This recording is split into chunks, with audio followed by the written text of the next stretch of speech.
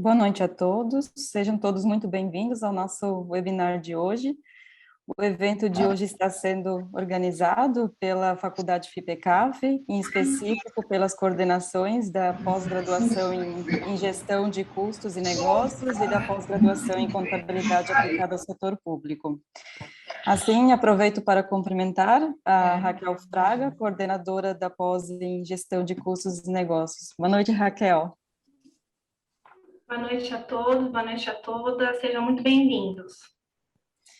Bom, a contabilidade aplicada ao setor público está passando tanto pela implementação do regime de competência, quanto pela convergência das normas internacionais. Todo esse processo está voltado a gerar relatórios contábeis específicos das entidades do setor público, os RCPGs, que são elaborados para atender às necessidades dos usuários em geral, não tendo o propósito de atender a finalidades ou necessidades específicas de determinados grupos de usuários. Com o webinar de hoje, daremos início com as discussões de uma norma que é um pouco diferente das demais normas brasileiras de contabilidade aplicadas ao setor público, né, as nossas NBCs TSPs. Diferente, pois se trata de uma norma que é um produto brasileiro, né, uma vez que a norma não possui correlação com outras normas emitidas pelo International Public Sector Accounting Standard Board, né, que é o nosso IPSAS-B. Ademais, se trata também de uma norma que destaca principalmente o valor das informações de custos para fins gerenciais, e, portanto, podemos assim, pensar em informações customizadas no formato de relatórios de custos específicos e não mais nos RCPGs somente, né? A norma que permeará toda a nossa discussão de hoje é a NBC-TSP 34, né, que trata de custos no setor público. Essa norma ela está em audiência pública, né, e o processo de audiência pública ele vai até no dia 1º de agosto, né, deste ano, e a norma pode ser, então, assim, consultada, né, no próprio site do Conselho Federal de Contabilidade, né, sendo que a norma está em audiência pelo CFC.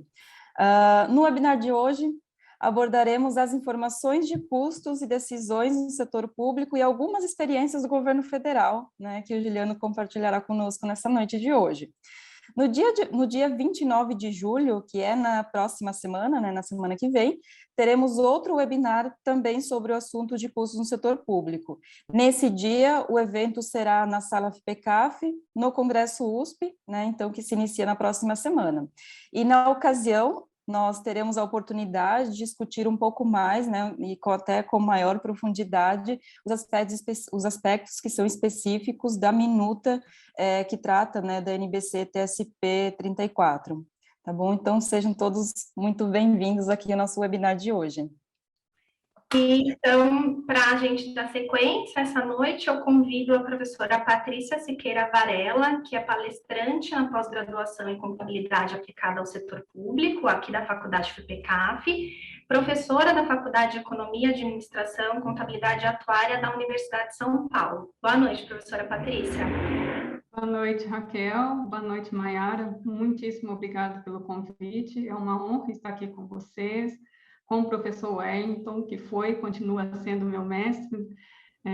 Aprendi muito sobre custos com o professor, então é uma grande honra estar aqui com o professor Wellington e também com o Juliano. Juliano, já estou te colocando também como professor, porque eu tenho aprendido muito também, né, com o Juliano, porque ele tem se dedicado bastante a essa questão de custos no setor público, a quem também eu coloco aqui, né, a minha gratidão por essa possibilidade de interação.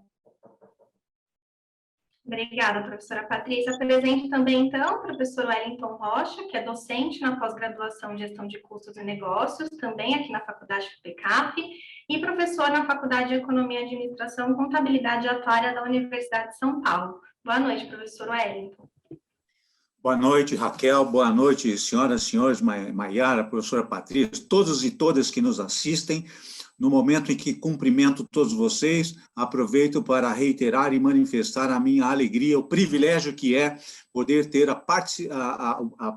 participação neste evento de hoje. Muito obrigado pelo convite e pela oportunidade. Estou super ansioso para começar a falarmos aí, trocar umas ideias com o público que nos assiste. Obrigado, Raquel. Estou à disposição. E, por fim, apresentar o Juliano Passos Cardoso. Hoje a gente vai poder contar com a participação especial dele. Ele é auditor federal de Finanças e Controle da Secretaria do Tesouro Nacional. Boa noite, Juliano. Boa noite, Raquel. Boa noite a todos. É um prazer tremendo estar aqui com vocês hoje, compartilhar o espaço com a professora Patrícia, o professor Wellington, absorver conhecimento, na verdade, né? Agradecer pelo convite, tá? Feito ao Tesouro Nacional para a gente discutir um pouco sobre custos no setor público. Né? Perfeito.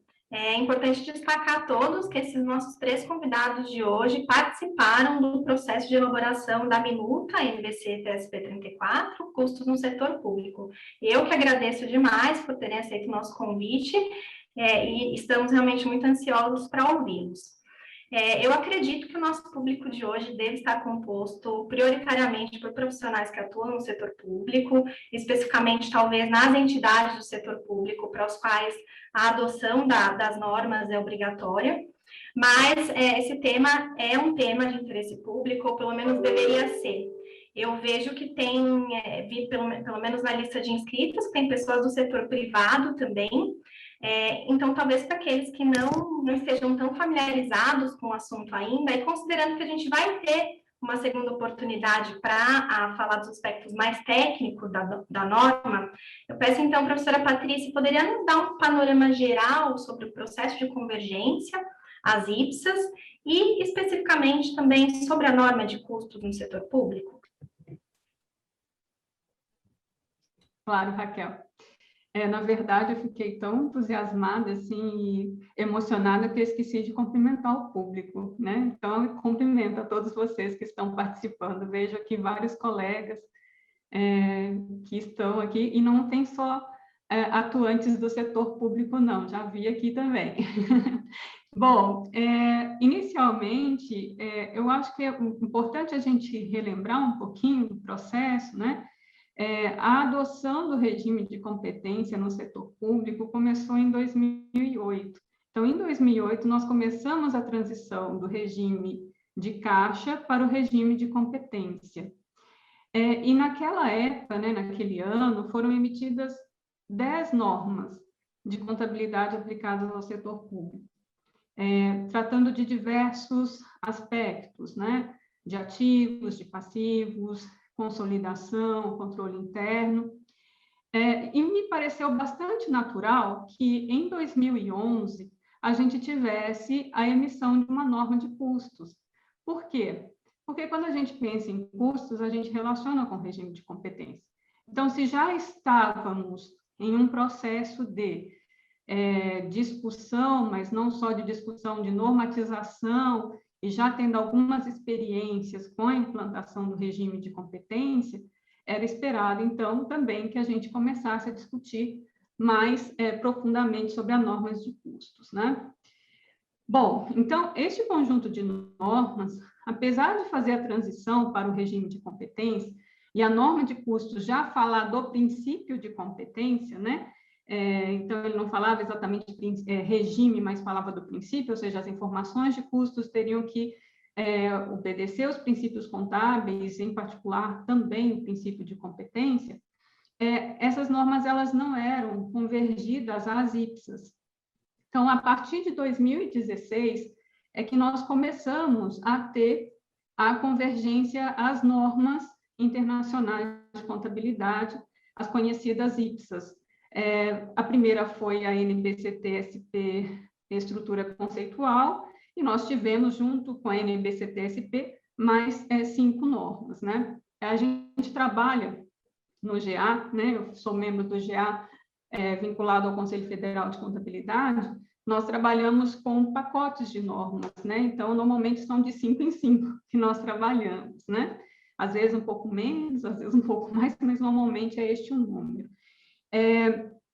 E hoje nós já temos 29 normas emitidas pelo CFC e 5 que estão em audiência pública, né? Sendo que uma delas é a minuta da NBC-TSP 34, referente a custos.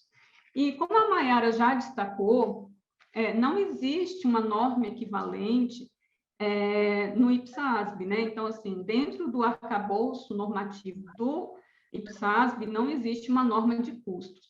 O que a gente tem são guias, né, de práticas recomendadas, mas nem essas guias também a gente tem uma guia de custo. Na verdade, a Rosilene já esteve em um dos fóruns, né, que foram promovidos pelo IPSASB. Rosilene trabalha junto com o Juliano, na Secretaria do Tesouro Nacional e conosco, né, no GA, e defendendo essa proposta, né, porque a gente sabe que é muito importante ter uma norma de custos aplicados ao setor público, tá? As IPSAs, então, elas são normas internacionais emitidas pelo IPSASB. Hoje eu também estou como membro do IPSASB, né, então eu estou lá no processo de estudo e de contribuições, espero, né, assim, eu espero fazer contribuições para que a gente tenha normas que sejam mais aderentes à nossa realidade, e cujo padrão de qualidade, ele é evidenciado pelo número crescente de países que estão adotando este padrão, seja diretamente, indiretamente ou parcialmente. Então, da previsão, a gente tem uma previsão que até 2025 teremos 83 países adotando o regime de competência, e desses 61, de alguma maneira, irão utilizar as IPSAs, né? Então, isso mostra também que o trabalho do IPSASB tem sido reconhecido internacionalmente pela sua qualidade. Agora, por que a gente quer adotar o regime de competência? Porque, com a adoção do regime de competência, as entidades conhecem mais sobre os seus ativos, os recursos, né, que ela tem à disposição para que possa alcançar os seus objetivos e também suas obrigações, os seus passivos.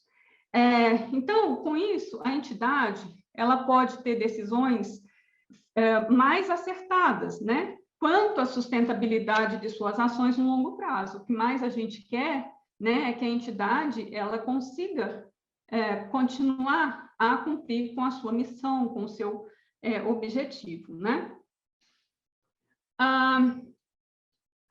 As IPSAs, com base, né, no regime de competência, visa contribuir para a gestão financeira.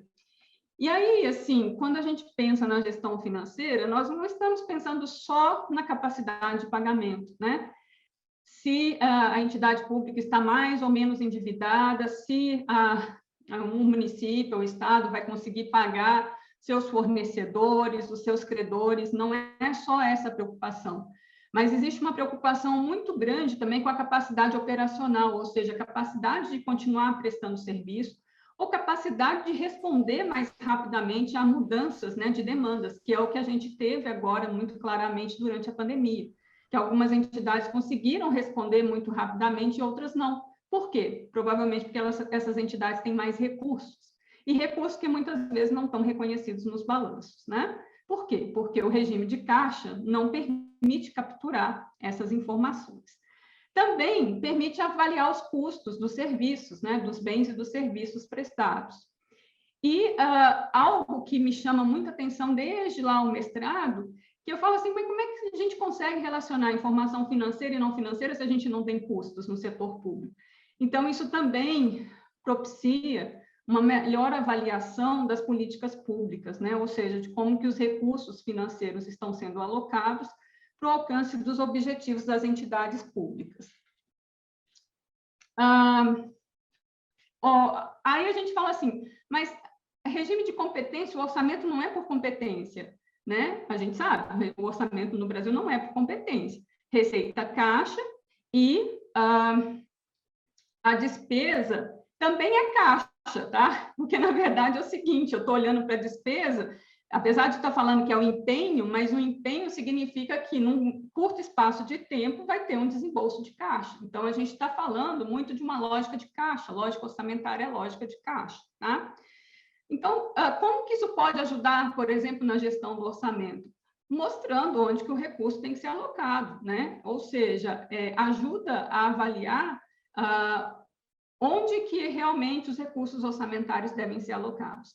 Tanto assim, em termos de quem precisa mais, né? E também em termos de onde rende mais, né? Ou seja, onde que gera melhores resultados, tá?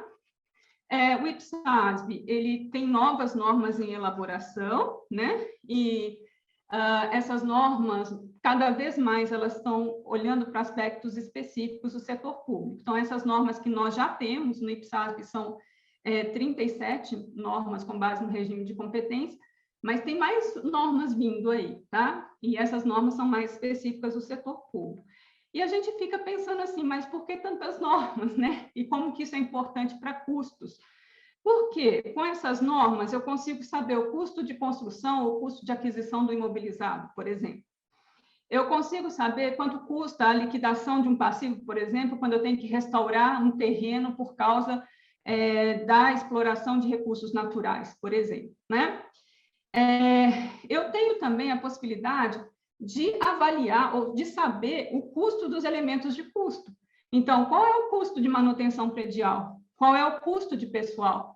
Hoje, por exemplo, a gente não colocava, né? Agora já é mais possível, o Juliano vai falar sobre isso, mas a gente não colocava na conta os benefícios pós-emprego, que era custo do serviço, naquele momento que o funcionário estava atuando no setor público, né? Então, aqui a gente tem exemplos que a gente já começa a, pelo menos, saber mais sobre o custo dos elementos de custo, né? Mas, também, né, essas normas, elas contribuem para quê? Para que a gente consiga relacionar informações financeiras e não financeiras. E isso é importante por quê? Porque os dados de execução orçamentária, se eu apuro ou se eu estimo custos com base em dados de execução orçamentária, os custos são subestimados ou superestimados. Como eu tenho uma limitação na forma de avaliar o setor público, eu não tenho uma medida sintética, eu preciso relacionar informações financeiras e não financeiras. Então, para isso, é muito importante eu ter informação de custo. E também há uma necessidade crescente de que eu mostre efetivamente o que eu estou fazendo com o dinheiro, né, com o recurso que é alocado no setor público. Então, para isso, eu preciso relacionar informação de custo, né, informação financeira e informação de custo com a não financeira. Custos, então, são relevantes para atender demanda crescente de informações referentes ao setor público, tanto para a tomada de decisão, quanto para a contabilidade, que são os objetivos das informações contábeis. Muito obrigada, Raquel. Me coloco à disposição para responder as perguntas. Eu acho que nós teremos perguntas no final, né? Sim, perfeito. Teremos, na verdade, vocês já podem ir enviando suas perguntas aqui no chat. A gente vai tentar destinar alguns minutinhos aí, pelo menos uns 10 minutos, para responder as perguntas de vocês. Professora Patrícia, muito obrigada pela sua fala. Eu entendo que essa transição, assim, eu estou bem contente, porque, assim, eu estou do lado de grandes especialistas em setor público, né? Eu mesma não sou uma especialista em setor público, mas estou muito contente de estar aprendendo bastante.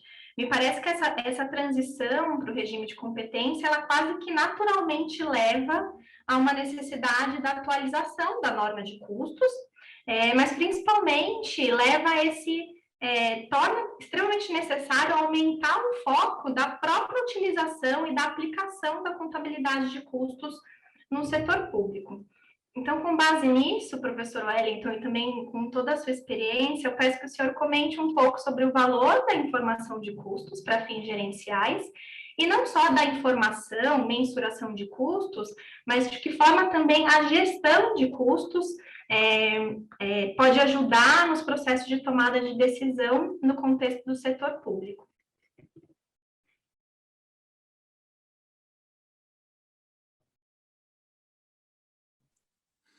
Obrigado, Raquel. Então, falar sobre... Bom, primeiro, os grandes grupos de usuários das informações de custos. Os grandes grupos, antes de entrar na questão dos propósitos de uso e do valor da informação, né? Gostaria de falar um minuto apenas sobre os grandes grupos de usuários da informação. E, nesse aspecto, os grandes grupos de usuários não são diferentes daqueles grupos de usuários da contabilidade empresarial, vamos chamar assim. Por quê? Porque, assim como na contabilidade empresarial, a contabilidade pública e o sistema de custos, a informação de custos do setor público, também se destina a um usuário externo e a um usuário interno. No que se refere aos usuários externos, por exemplo, quando se fala em contabilidade empresarial, em usuários externos, como, por exemplo, investidores, né, financiadores, credores e assim por diante. Na contabilidade pública, a informação de custos do setor público, no que se refere ao usuário externo, qual é a diferença? Claro, os dois são usuários externos, porque estão fora da entidade cujos custos estão sendo mensurados. Obviamente, se são usuários externos, estão fora. Porém, no caso da informação de custos do setor público, os usuários externos são de uma importância extremamente fundamental. Lembrava isso, professora Patrícia?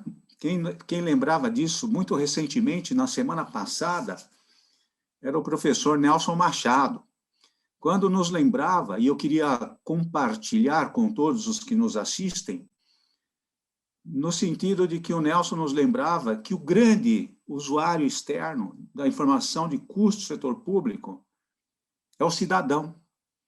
É o cidadão, é a sociedade. Ou seja, é aquele grupo de usuários que, em última instância, vai arcar com o ônus da maior ou menor eficiência dos gastos e dos custos no setor público.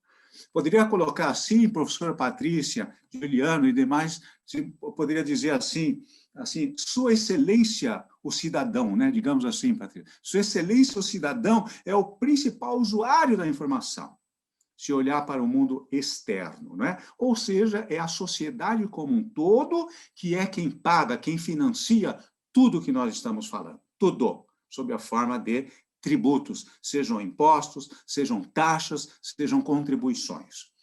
Isso quando se olha para fora. Quando olhamos para dentro, o segundo grande grupo de usuários da informação de custos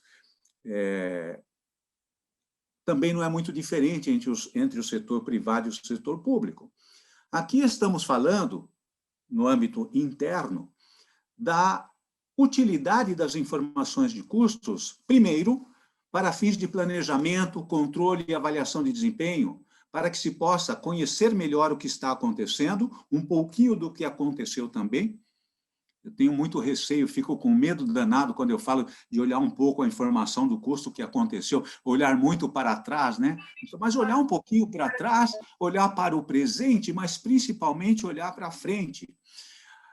Esse é um dos grandes propósitos de uso da informação de custos, no que se refere a planejamento. Não? Então, eu preciso da informação de custos para planejar o futuro e, em planejando, eu estarei controlando.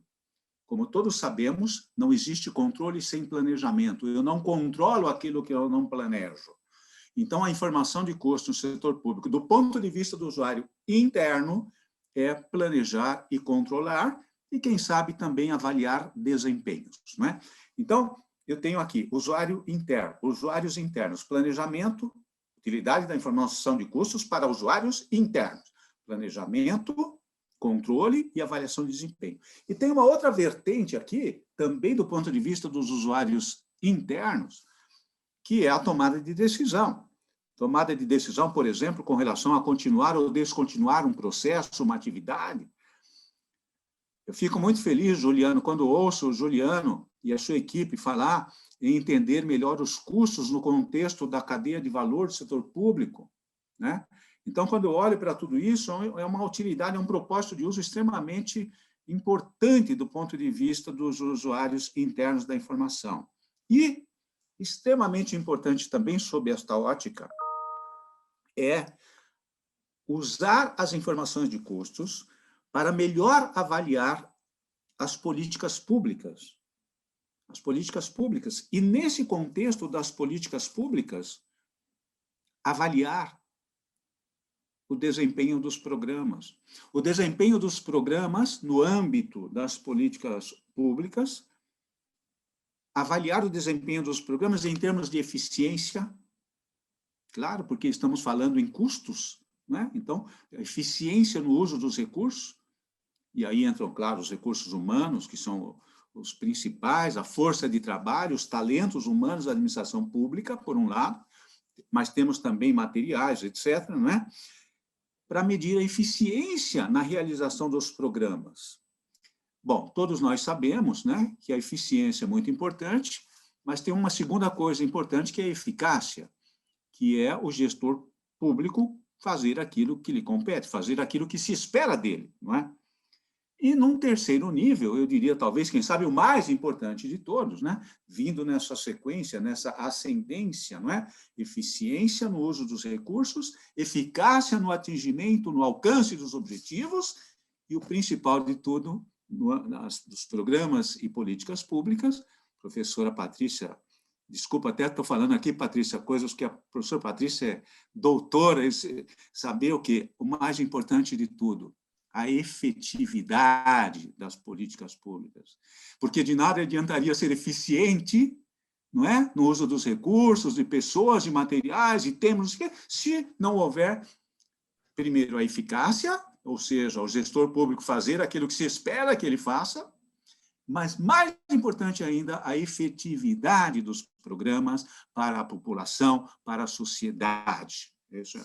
Nesse contexto é que eu enxergo, senhoras e senhores, o valor e a importância da informação de custos, né? Nesse panorama, nesse quadro geral. Agora, desafios. Desafios, mas eu gostaria de falar 2 minutinhos sobre essa questão dos desafios. Num primeiro momento, a gente fala na seguinte ordem: olha, nós vamos adotar um sistema de informação de custo. Adotar quer dizer reconhecer que é necessário. Vamos adotar, né? Primeiro momento, vamos adotar. Segundo momento, bom, mas eu preciso agora conceber o modelo e implantá-lo. Tá bom. Eu diria, e aqui eu queria colocar, né, compartilhar, abrindo aqui a alma, o coração com todos vocês, dizer o seguinte: a implantação, até eu diria que talvez não seja o mais difícil, o maior desafio. Na minha avaliação, pessoal, o maior desafio não é nem a adoção. Adotar é fácil. Eu vou adotar isso é bonito, a informação é bacana, não sei o quê, eu estou cumprindo a norma, bababá. Me parece que esse é o mais fácil. A implantação requer algum conhecimento, claro, expertise, etc., recursos, tempo, sistemas, obviamente, para que o sistema seja implantado. Porém, na minha concepção, o maior desafio não é nem a adoção, nem a implantação. Na minha opinião, o maior desafio é a institucionalização do sistema. É fazer com que o sistema seja institucionalizado, ou seja, que as informações sejam efetivamente utilizadas. Porque, pessoal, gostaria de aqui de novo, né, falar com muita franqueza com vocês. Infelizmente, é com tristeza que eu digo isso, sabe? Com certa frequência, eu encontro profissionais de contabilidade, custos, orçamento, que parece que entendem, acham que o sistema é feito para eles. Eu vejo contadores, profissionais de custo e orçamento extremamente felizes quando bolam um sistema bonitinho, implantam. Quantas vezes eu já passei por essa experiência? Professor Elton, deixa eu mostrar aqui para o senhor o sistema que nós implantamos. Nós temos centro de custos, temos centro de atividade, temos objetos de custeio, calculamos o custo por programa, por isso, por aquilo, tal. Aí, se a gente fala assim, e como é que está a gestão de custos? Isso eu não sei. Quanto que está obtendo de economia? Isso eu não sei. Não sei se eu estou sendo clara, professora Patrícia. Sabe, parece que muitos dos profissionais da nossa área agem, se comportam como se o final de tudo fosse ter o sistema implantado. Aí eles se sentem realizados, sabe? Então, eu estou aqui aproveitando essa excelente oportunidade de contato com esse público, né? Tão capacitado, um público de alto nível, né? para fazer esse apelo aqui.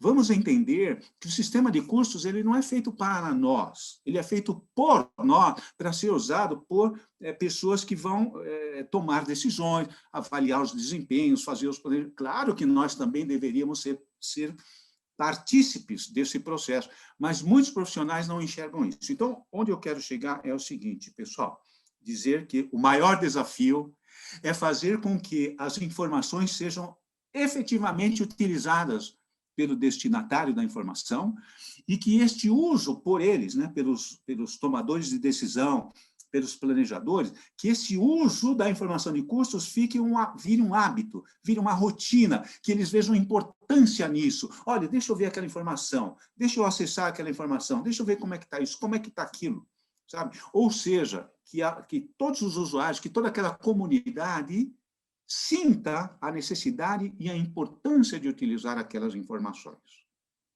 Então, para mim, esse é o maior desafio. Fazer com que o uso da informação se torne um hábito, se torne um costume. E isso, sim, com o passar do tempo, vai se institucionalizando, se entranhando na organização e, obviamente, por consequência, valorizando o profissional que trabalha nessa área. Aí sim virá a nossa valorização. Enquanto nós pensarmos que a informação é feita para nós mesmos, ficarmos super satisfeitos por implantar um sistema bonito, não vai levar a nada. De certa forma, eu estou falando uma coisa óbvia. Estou falando uma coisa óbvia. Se a informação não for utilizada, para que serviu? Não serviu para nada. Então, para mim, esse é o grande desafio.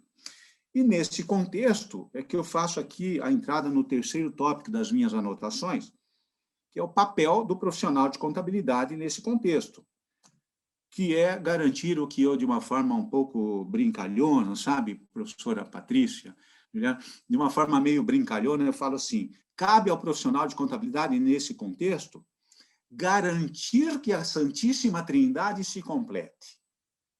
O que eu quero? A Santíssima Trindade se completar, que eu quero dizer de uma forma brincalhona, né? A Santíssima Trindade que nós falamos é a mensuração, quer dizer, o cálculo, né? A atribuição de valores, né? A mensuração, que é fazer os cálculos direitinho, a informação, que é a segunda entidade da Santíssima Trindade, que é a geração dos relatórios de custos gerenciais, né? Então, tem a mensuração, gera a informação, e a tomada de decisão. Então, que é o que eu falei agora há pouco, se não ajudar alguém a tomar a decisão, não adiantou nada. Então, a Santíssima Trindade se completa com a tomada de decisão, como eu disse alguns minutos atrás, com o uso efetivo da informação. Então, qual é o papel do profissional de contabilidade nesse contexto? Garantir que a Santíssima Trindade se complete, que ele não fique só na informação e na mensuração, que é a alma da contabilidade, eu reconheço. A contabilidade veio para esse mundo de Deus com uma missão, né? Todos nós, né, professora Patrícia, vimos para esse mundo com uma missão. A contabilidade veio para este mundo de Deus com uma missão. A contabilidade veio para esse mundo com a missão de mensurar os eventos econômicos. Isto é calcular, tudo bem. Só que este mensurar os eventos e calcular e gerar relatório não é o fim em si mesmo. Eu preciso que a informação seja utilizada. Então, papel da contabilidade, garantir que a Santíssima Trindade se complete. Um penúltimo ponto que eu anotei aqui é para dizer e recordar e reiterar para aqueles e aquelas que não estejam muito antenados, me desculpem falar um pouco na gíria, assim, aqueles que não estão muito antenados, não estão ligados, vamos recordar, por favor, que gestão de custos, né, quando eu uso a informação para gestão de custos, para tomada de decisão de gestão de custos, isto não significa necessariamente apenas redução de custos. Eu gosto muito de alertar sobre isso. Gestão de custos é um gênero que comporta pelo menos 5 espécies. No gênero gestão de custos, nós temos uma espécie que é a mais falada, a mais famosa, mais conhecida, mais discutida, que é a redução de custo.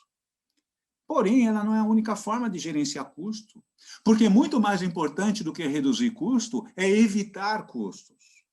Então, é a prevenção. Prevenção de custos é uma das 5 espécies da gestão de custos. Então, nós temos a prevenção de custos, a redução, claro, a redução também é bem-vinda, só que tem uma coisa, quando nós estamos num ambiente no qual a redução de custos, a redução é a única forma de gerenciar custos, é porque os custos naquele ambiente estão muito altos. Estão muito altos, não tem outro jeito, tem que reduzir mesmo. Mas quando você vai evoluindo e aperfeiçoando a gestão, você tem que elevar o nível e passar a, mais do que reduzir, prevenir custos. Então, a prevenção, a suspensão, os trade-offs, né, trocas compensatórias, são exemplos de gestão de custos.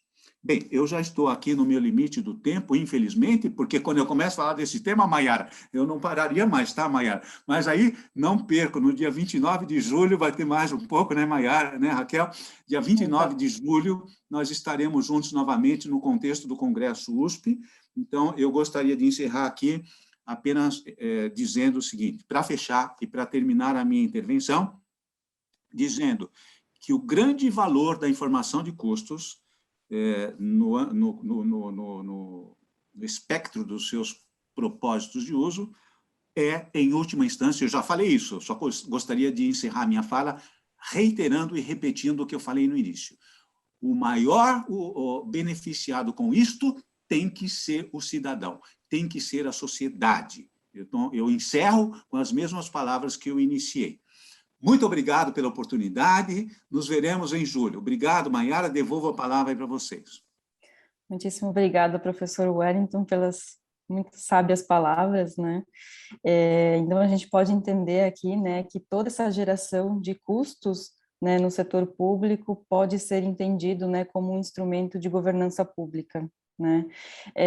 E tem um trecho que eu até destaquei aqui para compartilhar com vocês, e aí para passar minha fala, para passar aqui a fala para o senhor Juliano, que a norma indica num ponto, né, que o uso da contabilidade de custos se tornará mais difundido à medida que casos de sucesso sejam relatados e a aplicação das normas, né, das NBCs TSP seja observada. Então, né, Juliano, passo a palavra para você, né, para compartilhar um pouco os casos de sucesso do governo federal em relação, né, à apuração de custos no setor público. Juliano, é com você. Obrigado, Maiara. Eu trouxe uma brevíssima apresentação, eu vou compartilhar minha tela com vocês. Eu só peço que vocês me deem o sinal quando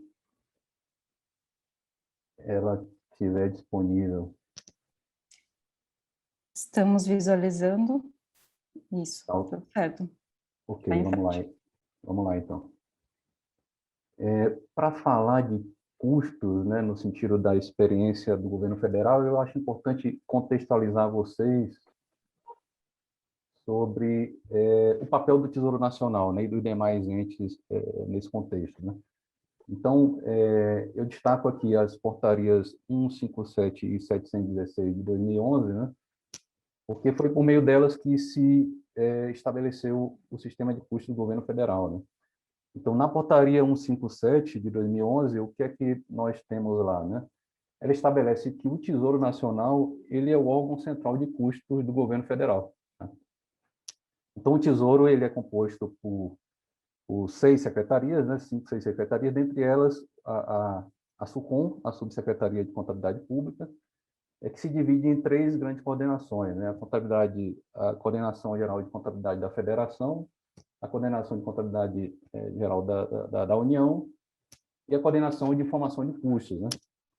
Então, a COIN, que é a Coordenação de Informação de Custos, justamente exerce esse papel representativo do Tesouro Nacional como órgão central de custos do governo federal. E além do Tesouro, né, como órgão central, essa portaria 157, ela estabelece as setoriais de custos, né? Quem são as setoriais de custos, né? São os ministérios, né? Então, nós temos os ministérios e a Advocacia Geral da União como setoriais de custos, e nos poderes legislativo e judiciário, de forma facultativa, os respectivos órgãos, e subentendemos como seccionais de custos os órgãos vinculados ou subordinados a esses ministérios, né? Então, as universidades, por exemplo, elas seriam órgãos subordinados ao OMEC, né, como seccional de custos. Tá?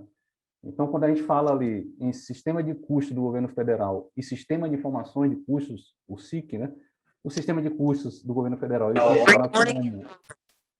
funciona como um organismo, né? Então, o sistema de custos de forma orgânica, tá? Composto por todas essas organizações, como sejam elas o órgão central, as setoriais, as seccionais, né? E o próprio sistema de informação de custos compondo esse grande organismo, né? Então, quando a gente fala em sistema de informação de custos, o sistema de informatização, né?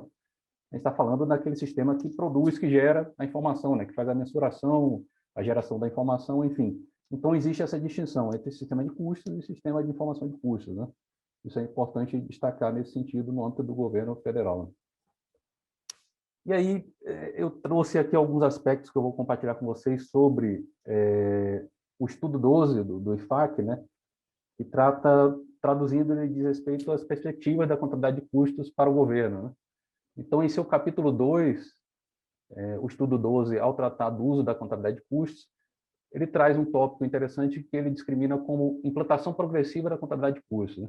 Então, lá no seu parágrafo 43, o que é que ele diz? Um governo pode optar por implementar um sistema básico de contabilidade de custos para todas as suas unidades operacionais, de modo a obter informações governamentais de forma breve. E, depois disso, encorajar suas unidades individuais a expandir e modificar o sistema básico do governo para satisfazer suas necessidades e circunstâncias especiais. Então, por que eu trouxe esse parágrafo aqui do estudo 12 para vocês, né?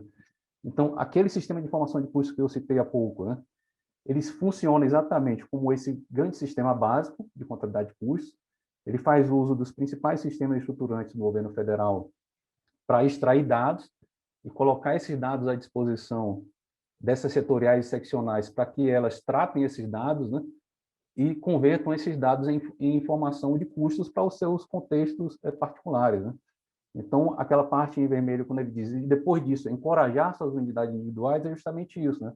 O SIC ele funciona como um grande banco de dados, um grande data warehouse, que extrai dados do sistema do governo e coloca esses dados à disposição das universidades, dos hospitais públicos, dos ministérios, das empresas públicas, das agências reguladoras, enfim, para que eles extraiam esses dados, tratem esses dados e gerem informação de custo para os seus contextos decisórios. Então, a lógica do SIC, da experiência do governo federal, partiu dessa premissa. Então, eu trouxe alguns exemplos aqui de modelo de gerenciamento de custos, né, que estão em execução. Essa lista que eu trouxe aqui, ela não é exaustiva, eu trouxe alguns aqui só para ilustrar para vocês o contexto, o estado da arte desses órgãos, quando a gente fala em mensuração de custos. Então, eu trouxe aqui, por exemplo, os órgãos, aqui na primeira coluna, né, os objetos de custos que eles procuram mensurar os custos, né? Então, o Ministério da Economia, ele é um grande expoente nesse sentido, começou ainda na época do Ministério da Fazenda, né? E os objetos de custos do Ministério da Economia são justamente as unidades administrativas e os processos, né? Aí vocês vejam que eu tenho ali como opção também projetos e bens e serviços, né? Vocês vão observar que da lista que eu trouxe aqui, pouquíssimos órgãos têm como objeto de custo o bem ou serviço, né? O que seria o produto, né? O que lá na norma a gente chama de objeto de custo final, né? Então, quando esse órgão consegue alcançar, mensurar, né? Gerar informação de custos sobre bens e serviços, aí ele atingiu o ápice do modelo de gerenciamento de custos, né? Então, vocês viram que a NBCT 16.11, que está em vigor ainda hoje, né? Que é de 2011, né? Quando a gente pega esses 10 anos, né, de forma relativa, não é muito tempo, né? A gente costuma dizer lá na nossa coordenação que produzir informação de custos, né, desenvolver um sistema, um modelo de gerenciamento de custos, é uma inovação, é um processo de inovação no setor público, né? Por isso que vocês observam aqui que muitos dos órgãos têm como objeto de custos unidades administrativas, né? Porque é natural que você parta de uma premissa de que você precisa departamentalizar seus custos, né? É um passo inicial. Por isso que lá na norma, inclusive, na NBCT SP 34, na minuta de norma que está à disposição de vocês para a audiência pública, né?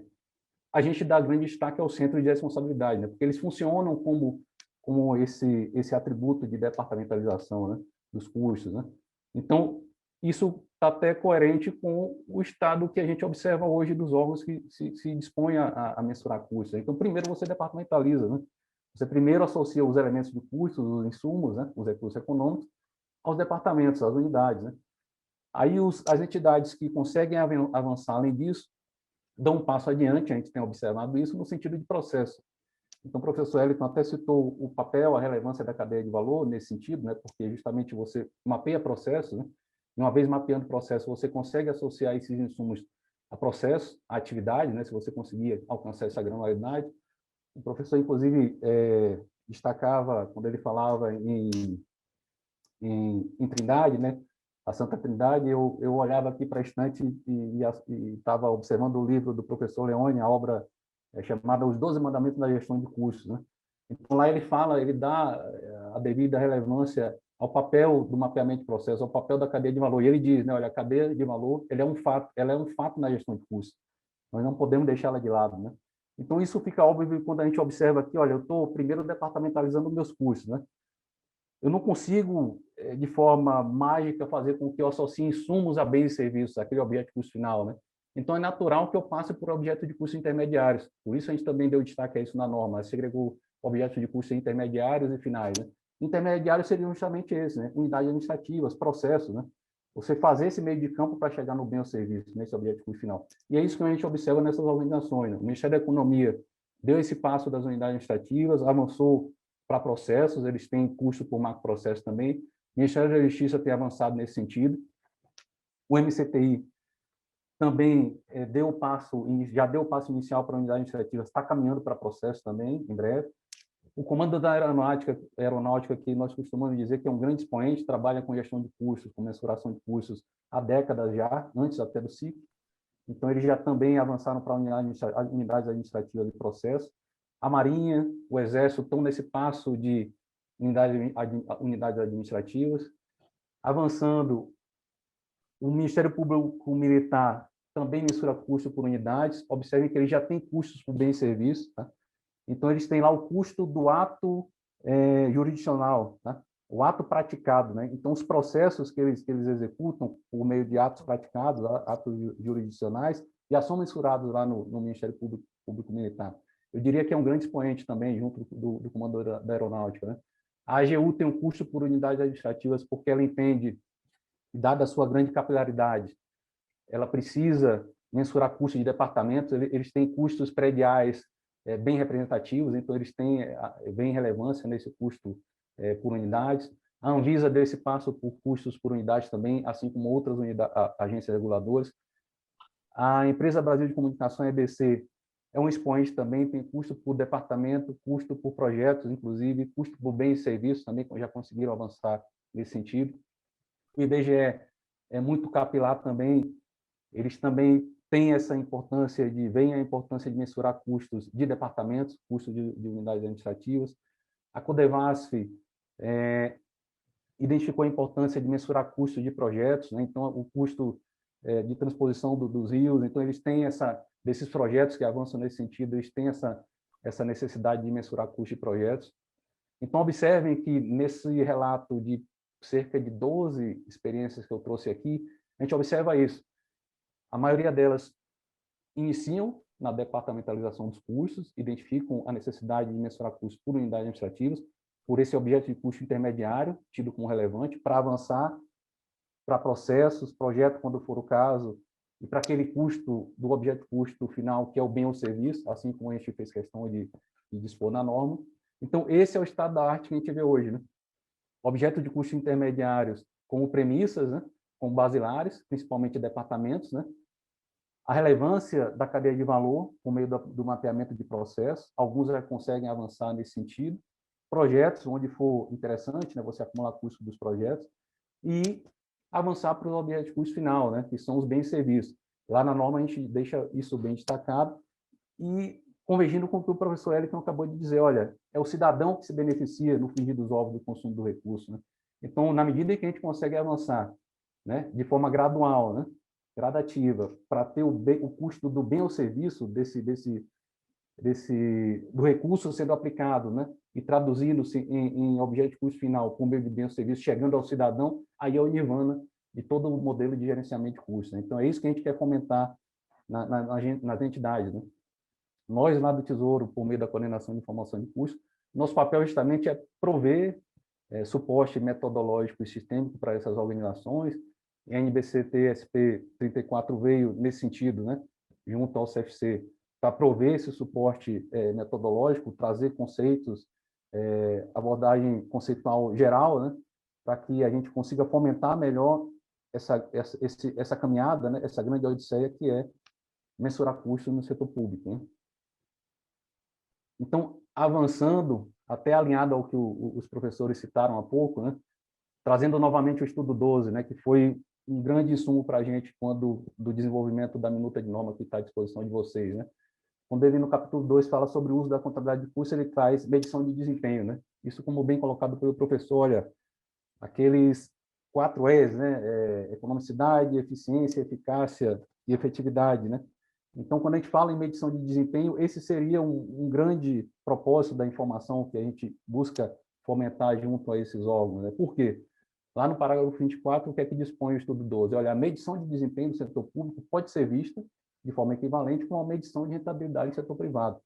Então, enquanto no setor privado, né, o grande indicador é o lucro, né, a mensuração da lucratividade é o indicador do bom desempenho da organização comercial, né?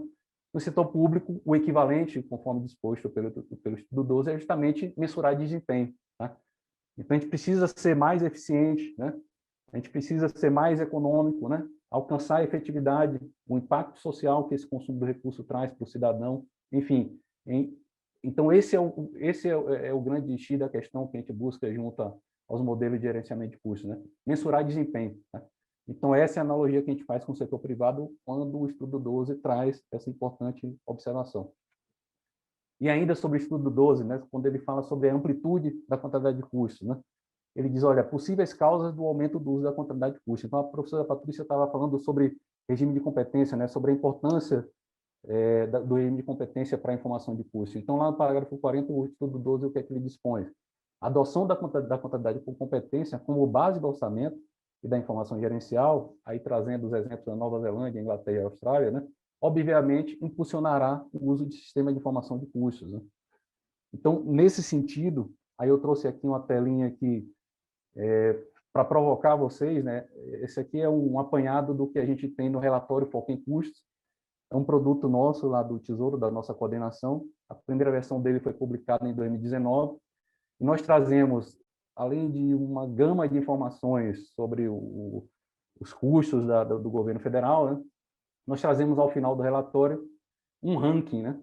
Então, eu falei sobre regime de competência antes, porque, né, associando agora ao ranking, né? A gente observa uma dificuldade na administração pública de fazer com que esses sistemas, esses modelos de gerenciamento de custos se desenvolvam, né? Produzindo informação e contribuindo para a gestão, né, do administrador público, porque a gente não tem um sistema de recompensas, né? Olha, como é que eu vou recompensar quem é mais econômico, quem entrega mais, né? Quem reduz custos, né? Então, esse é um dilema que a gente tem na administração pública, né? Então, o que é que a gente fez? Olha, vamos criar um ranking para estimular positivamente uma certa competitividade entre os órgãos, né? Então, a gente criou 4 agrupamentos de organizações, de instituições, separou primeiro as setoriais, né? Que seriam os ministérios, os comandos, enfim, separamos as universidades, as agências reguladoras e as empresas públicas dependentes, as estatais dependentes. E o que é que esse ranking traz, né? Hoje, o que é que a gente pretende com o ranking? Partindo da premissa de que regime de competência é basilar para a informação de custos. A gente está ranqueando esses órgãos, essas entidades, no sentido de verificar a qualidade do dado que é imputado nos sistemas que estruturam a informação de custos. Então, quando a gente separou ali os índices de personalização, regularidade e dispersão, né? Porque, sobretudo, personalização e regularidade. O que é que a gente fez? Esses dois estão associados ao regime de competência. Desculpa, regularidade e dispersão. Os dois estão associados ao regime de competência. O que significa isso?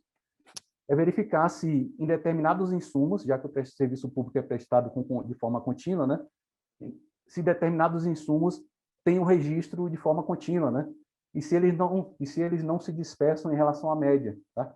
Então, nisso a gente começa a observar se o regime de competência está sendo respeitado, dá uma nota, atribui uma nota a isso, e essa nota ranqueia essas organizações.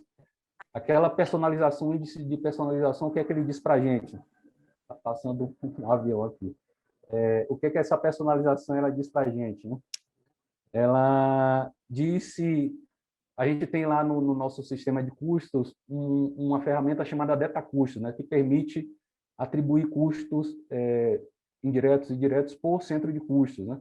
Então, os órgãos que usam essa ferramenta significa para a gente que eles estão personalizando seus custos, tá? Então, quem personaliza seus custos, né, além daquela informação basilar do sistema de custos que eu citei anteriormente, né, ele também recebe uma nota por isso, né? E, por fim, a gente criou no relatório de 2020 um índice chamado economicidade, né? De forma simples, o que a gente faz aqui? A gente faz regressão linear simples, né, com determinados insumos, e vê se a inclinação da reta ela é decrescente. Se ela foi decrescente em algum grau, então há uma indicação de que ele foi econômico ali, né? Então, a gente combina esses 4 indicadores e atribui nota a esses órgãos, tá?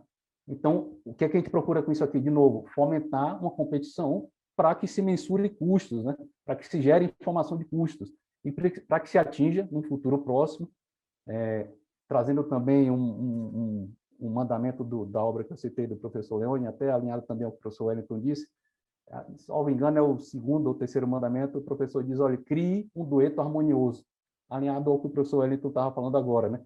Crie um dueto harmonioso entre o gerar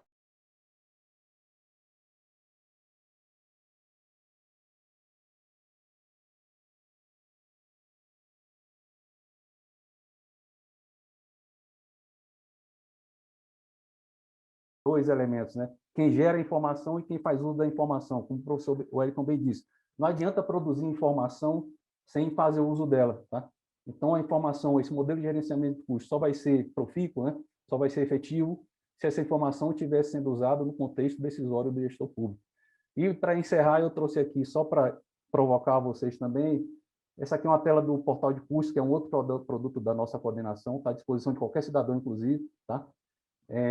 Eu trouxe ali como exemplo a Universidade Federal de São Paulo, não é a USP, né? Porque a USP é estadual, o portal ele trata dos órgãos federais, mas é para fomentar em vocês, olha, acessem o portal de custos, nós inclusive disponibilizamos há poucos meses a API de custos de dados abertos do portal, foi uma demanda da própria UNB, nós participamos do encontro de contabilidade da UNB, do Congresso de Contabilidade da UNB há 2 anos atrás, e os acadêmicos nos provocaram lá.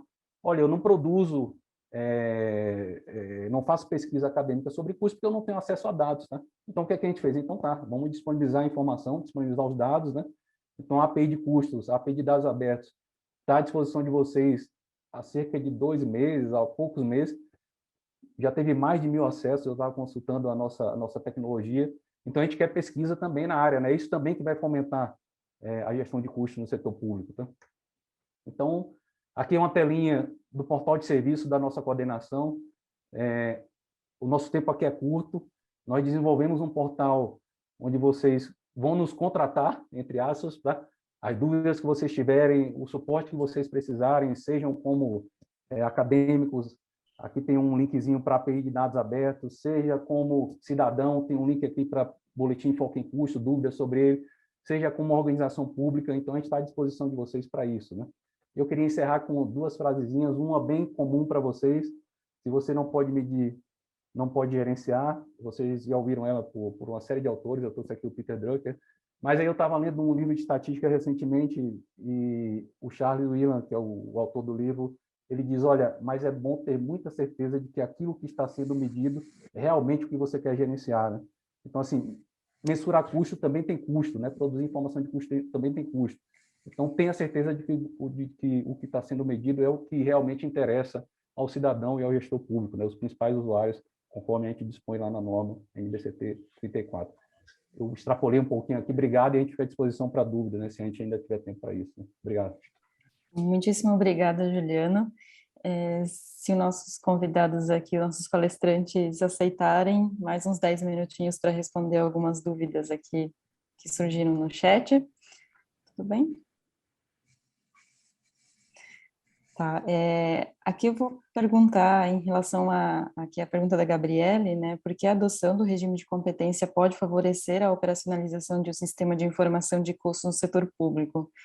Não sei, pensei que talvez a professora Patrícia poderia comentar um pouco sobre essa questão. Então, Gabriele, porque assim, se a gente trabalha com informação orçamentária, o que nós temos são os gastos. E aí, se a gente relembrar as nossas primeiras aulas, né, de custo, o primeiro tema, né, nomenclatura. Então, os gastos, eles podem ser investimentos, custos ou despesas. Se a gente pensar que setor público, a depender do tipo de entidade, não tem informação de estoque, né, evidentemente a prestação de serviços, então a gente teria, na verdade, um grande gargalo aqui, né, uma grande dificuldade, que é tratar com os investimentos, que na verdade seriam as despesas de capital, né? Então, o que acontece? Antes de ter informação de custos, a minha tese foi sobre eficiência na área da saúde, tinha uma decisão difícil de ser feita, porque ou a gente subestimava, porque eu tiro todo a despesa de capital, né, a despesa orçamentária de capital, ou então eu superestimava, porque eu colocava toda a despesa de capital, para tentar chegar numa aproximação dos custos, né, porque, na verdade, custos são bens e serviços consumidos, utilizados na produção de outros bens e serviços, ou, né, na consecução daquele objeto de custeio, porque não necessariamente são só bens e serviços o interesse, né, da administração pública, né? Então, por isso que ajuda a operacionalizar. E tem um outro aspecto também. Quando a gente reconhece, por exemplo, os ativos, os investimentos, e que depois a gente considera o consumo desses investimentos como custos, a gente pode considerar sobre diferentes valores, a depender dos critérios de mensuração que são utilizados. Então, eu posso ter custos que são custos históricos, mas eu também posso ter custo corrente, porque o valor corrente, né, uma base de mensuração de valor corrente, também é uma base que é permitida, né, no setor público. Então, a gente também tem outros ganhos referentes à mensuração. Obrigada pela pergunta. Eu queria só fazer um destaque aqui, que eu vi um comentário, não é uma pergunta, mas é um comentário do... Ih, agora eu não estou conseguindo ver. Professor... que ele fala, se o profissional não buscar, eu não estou conseguindo ver o nome aqui no chat, se o profissional não conseguir buscar, qualificar, se não tiver aval do gestor, né, se não tiver sistema, se não tiver responsáveis, né, por gerar aquela informação, por utilizar a informação, não tem a institucionalização que o professor Wellington mencionou. De fato, nós temos vários atores atuando neste contexto do setor público, e nós precisamos, né, de que tenha aí uma atuação convergente para que as informações sejam geradas, que elas sejam tomadas, para que os recursos sejam utilizados para benefício dos cidadãos. Obrigada aí pelo comentário. Eu não consegui, acho que agora eu consegui. Josenei, professor Josenei, obrigada. Obrigada, professora Patrícia. Juliana, o professor Manuel Farias fez uma pergunta direcionada para o senhor. Poderia comentar sobre a pergunta? Ele destaca que se vocês, né, estão obtendo recursos para ir além do trabalho voluntarioso de bons servidores públicos ou estão reféns das informações insuficientes que estão no sistema financeiro governamental. E a outra pergunta, né, também do professor Manuel, se há motores, né, ou fatores que estão servindo de incentivo à implantação e utilização da informação de custos e da contabilidade governamental. E se sim, quais seriam esses? A primeira pergunta, ela é interessante pelo seguinte, né? Assim, eu diria que, olha, falando sobre a nossa coordenação, né? Nós somos uma coordenação de gerência, melhor dizendo, a gerência de informação de custos. Nós somos 6, 7 comigo pessoas, né? Então, assim, para atender essa gama de órgãos, né? Aí, partindo para setoriais seccionais, né? O que a gente observa sobre isso? Aí, alinhado até o que a professora Patrícia falou há pouco, recordando as palavras do professor Wellington, né? a gente precisa institucionalizar, né, o sistema de curso no âmbito das organizações, né? É isso que traz essa grande dificuldade, essa dificuldade dos órgãos em conseguir mensurar custos, né? Porque o que é que a gente observa em algumas organizações, algumas não, muitas, né? Tá? O profissional que vai trabalhar com custo, mensuração de custos, né? Com evidenciação de custos no âmbito das organizações, ele é aquele que trabalha, tem como atividade principal a contabilidade, o orçamento, as finanças, e quando ele tem um tempinho ali, ele se destaca para isso, né? Então, assim, a informação ela não é primordial ainda, né?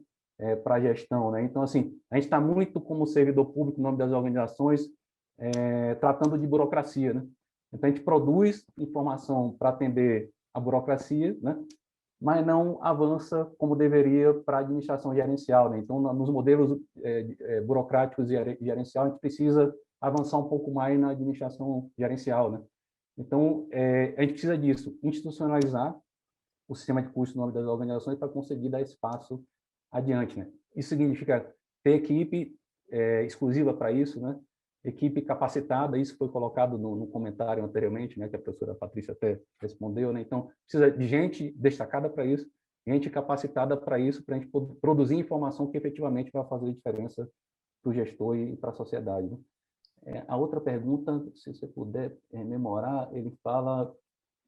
Se há motores ou fatores que estão servindo de incentivo à implantação e utilização de informações de custos na contabilidade governamental.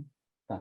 Aí eu rememoro o que eu disse anteriormente, assim, infelizmente no setor público a gente não tem sistema de recompensa, né? Tá? Então, o que a gente consegue fazer é o tipo de trabalho que, por exemplo, na nossa coordenação, olha, produzir o portal de custos para provocar a sociedade, provocar os gestores para a necessidade de acompanhar o custo, né? Produzir o relatório foco em custos, né? Que eu citei com vocês há pouco, né? Produzir a norma, né? Atualizar a NBCT 16.11, né? Então, o que está ao nosso alcance, a gente tenta fazer, né? Que é oferecer, né, esse suporte metodológico do sistema, seja por normatização, seja por instrumento mesmo, né, de informatização, né? Mas recompensar o servidor, as organizações que fazem bom uso do recurso, eu acho que também seria um passo adiante que a gente precisa avançar, né? Muitíssimo obrigada, Juliano. Vou fazer só mais vou passar a palavra para o professor Wellington. Eu enviei um comentário, né, no individual para o professor, pois recebemos um comentário aqui anônimo e gostaria só que o professor comentasse sobre o comentário e qual seria o seu posicionamento sobre, para a gente já encerrar depois para o final da nossa live de hoje. Sim, no final ele faz uma introdução aqui, uma contextualização, mas no final ele pergunta o seguinte: no serviço público não deveria haver uma espécie de reengenharia, né?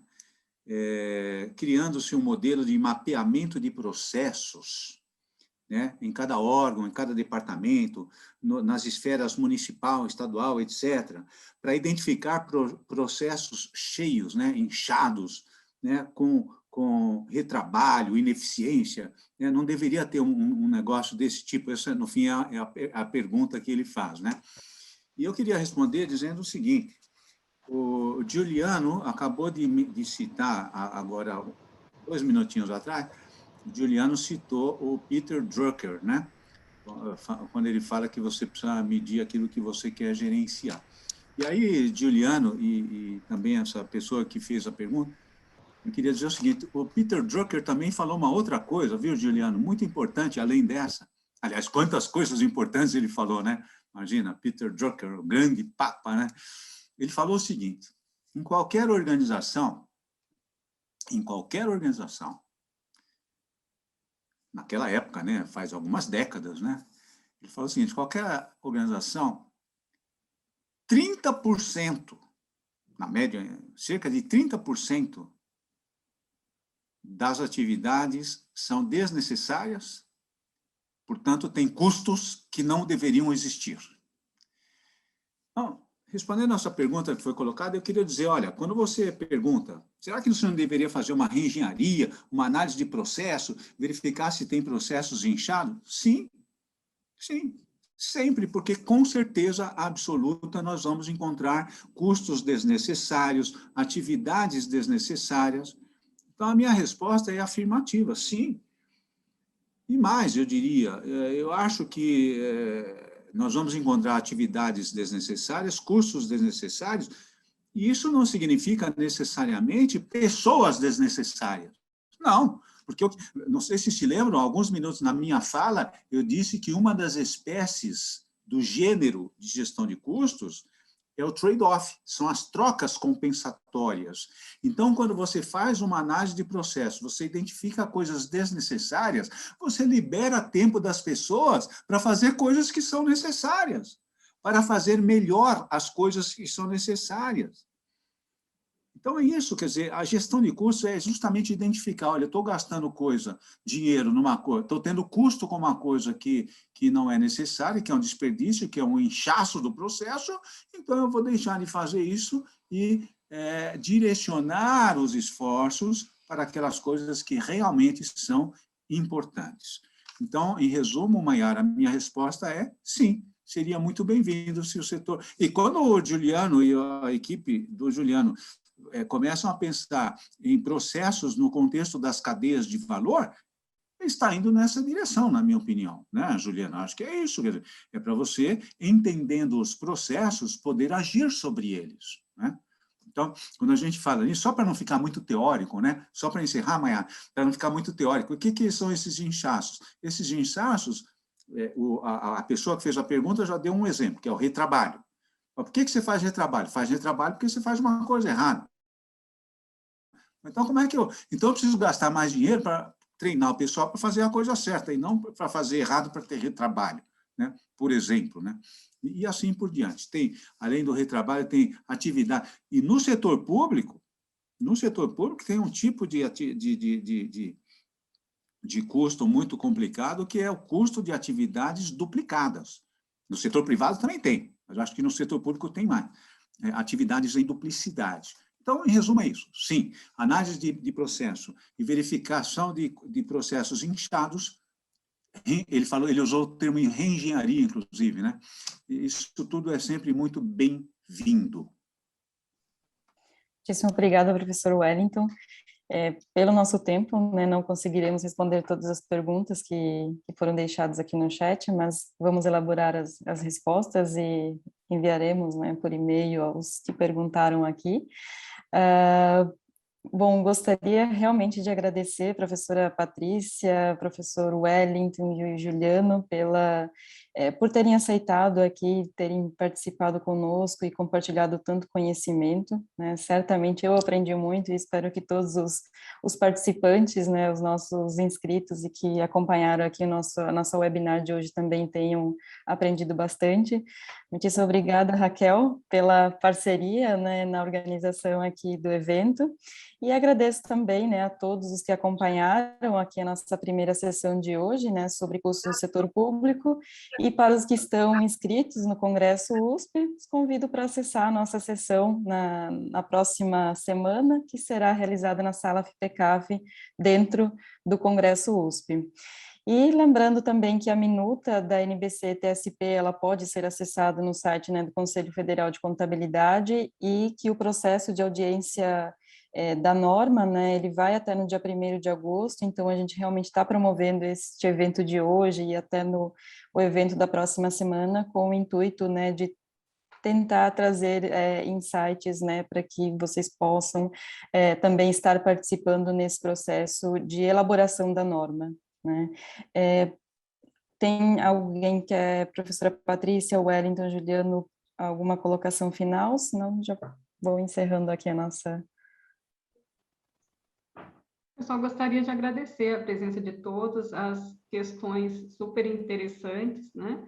E convidar para que estejam conosco no dia 29 para discutir a norma, porque o que nós queremos é uma norma, tem algo que é um fator importante também, né? Para que uma norma seja executada, que ela seja muito bem elaborada, e nós contamos com as participações de todos para que a gente consiga aprimorar essa minuta de norma.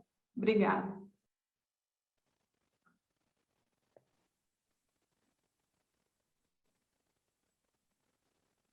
Professor Wellington, o senhor quer fazer uma colocação?